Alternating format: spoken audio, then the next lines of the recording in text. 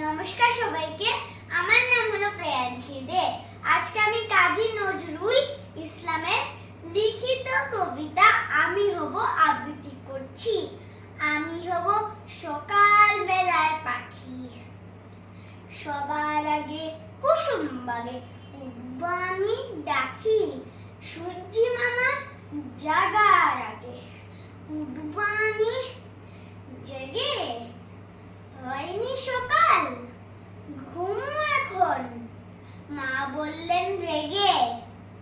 বলবো আমি আচ্ছেমি, ঘুমিয়ে তুমি থাকো। হয়নি সকাল, তাই বলে কি সকাল হবে না কো? আমরা যদি না জাগি মা, কেমনে সকাল হবে? তোমার ছেলে উঠলে গো মা, রাত হবে তবে। নমস্কার।